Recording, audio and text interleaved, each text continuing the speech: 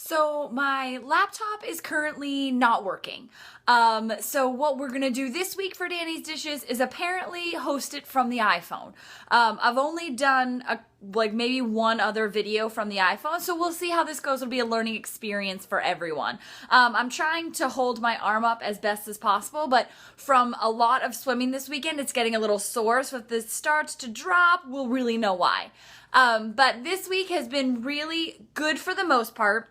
I obviously have been doing a lot of job searching still, so trying to get the interviews going. And I also tried to use this week to get remotivated. You know, I know that they say out there, it's like washing. You have to do it every day. And it's really true, because sometimes I lose it. You know, you lose sight of the prize. And I had to relearn that this week. And it was nice getting back in the pool. I think that was what my body and mind really needed, because I feel so at home back in the pool. I am so thankful that my parents made me learn how to swim at 6 months old, because it's one place where, for me, weight doesn't matter. You know, you are light, no one's really looking at you because everyone's under the water.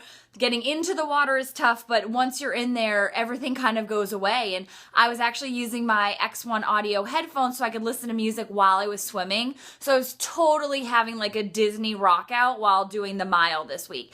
And it was actually really helpful to get in the pool and to swim a mile straight. I didn't know how it was going to go, how long it was going to take me, but I needed to see where I was at to really start ramping up this half Ironman training, because the swim part is 1.2 miles. So I was able to get through it without any real trouble in the pool. Obviously, swimming in the open water is a whole different issue, and I think I was slower. I think most people are faster. I was slower last year in the open swim, but at least now I had a basic, especially because you only have an hour to finish the swim. So I needed to make sure I could get that up and running. So thankfully I was under an hour, and now I can really start working on speed and working on the upper body strength that swimming really takes.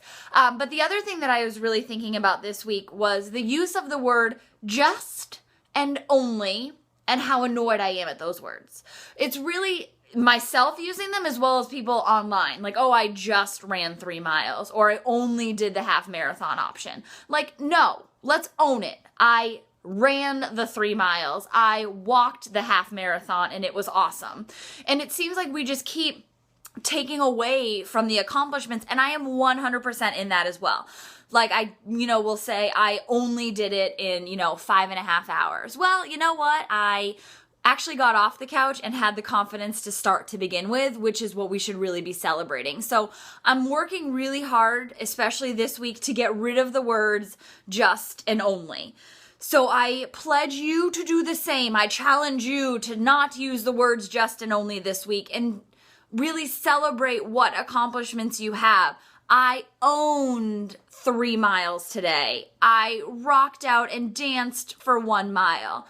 I am cool enough to run or walk or jog or party the half marathon. So we are going to try to use other words. Let's break out the thesaurus and the dictionary and start finding words instead of just and only, and they have to be positive. All right, so we are working on positivity this week. I am, you are. We're going to pledge to everyone. We are going to rid the world of just and only. All right, so rock on this week, own whatever you do, rock out to what you do, and just be amazing. And I'll see you next week.